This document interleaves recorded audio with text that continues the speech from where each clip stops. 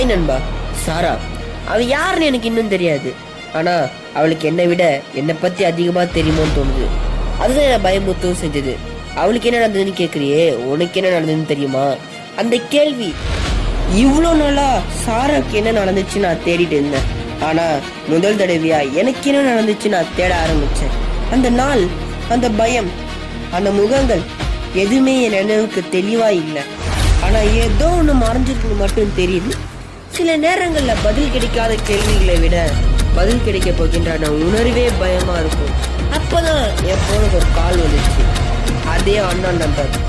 எனக்கு ஆன்சர் கிடைக்க போகுதுன்னு நினைச்சேன். ஆனா அவ எனக்கு வார்னிங் கொடுத்தா. ஒரு கால் வரும், அட்டன் பண்ணாதுன்னு சொன்னா. நான் ஏன்னு கேட்டேன். அதை நான் அப்புறம் சொல்றேன். அந்த கால் ஒரு நெருங்கிய நண்பனா கூட இருக்கலாம், ஆனா காலை மட்டும் எடுத்துடாதுன்னு சொன்னேன். அப்புறம் கால் கட் ஆயிடுச்சு. நான் ஹலோன்னு கத்துனேன். ஒரு பிரயோஜனமும் இல்லை. நான் ஓடிக்கிட்டே இருக்கேன் நடக்காத ஒரு விஷயத்துக்காக. ஒரு கால் வரும், அதை அட்டன் பண்ணதுன்னு சொன்னான். அது உன் ஃப்ரெண்டா இருந்தாலும் எடுக்காதுன்னு சொன்னான். எனக்கு அதுக்கான அர்த்தம் எனக்கு புரியவே இல்லை.